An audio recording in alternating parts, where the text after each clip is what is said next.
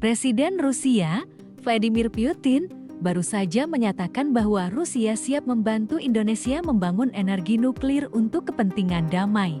Pernyataan ini bukan sekadar inisiatif sepihak.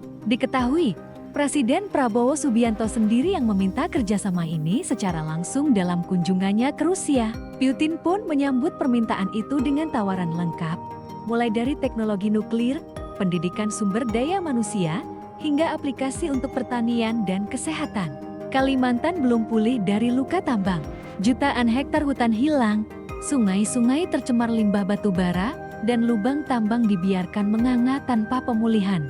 Warga sekitar hidup berdampingan dengan krisis ekologi yang terus berlangsung. Namun sekarang, sebuah ancaman baru datang, reaktor nuklir. Kini, pemerintah tengah mengkaji lokasi pembangunan reaktor nuklir. Dan dari semua tempat di Indonesia, Kalimantan kembali disebut sebagai calon utama. Tapi kenapa Kalimantan lagi yang harus dikorbankan? Wilayah ini sudah lama dijadikan zona eksploitasi tambang, sawit, hingga megaproyek ibu kota negara IKN. Apakah kini Kalimantan juga akan dijadikan lokasi eksperimen nuklir? Apakah warga dan alamnya akan kembali menjadi tumbal pembangunan?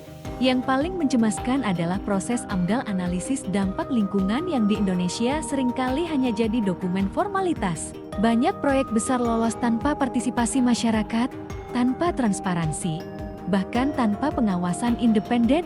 Lalu bagaimana dengan limbah radioaktif? Ini bukan sekadar limbah biasa. Sekali bocor atau salah kelola, radiasi bisa mencemari tanah dan air selama ratusan bahkan ribuan tahun. Siapa yang akan bertanggung jawab? Pemerintah memang bicara soal transisi energi bersih, tapi nuklir tidak bisa disebut bersih jika prosesnya kotor sebab tanah rakyat dirampas, hutan ditebang, dan keselamatan dikorbankan. Janji Rusia memang terlihat menggiurkan, modern, canggih, dan bebas emisi, tapi jika dilakukan tanpa kajian yang benar, tanpa partisipasi publik, dan tanpa perlindungan maksimal, janji itu bisa berubah jadi bencana. Pertanyaannya sekarang, apakah Indonesia benar-benar sudah siap menghadapi risiko nuklir?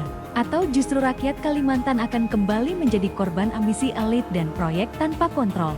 Sekarang saatnya kamu bersuara. Apakah menurutmu Kalimantan layak jadi lokasi reaktor nuklir? Tulis pendapatmu di kolom komentar.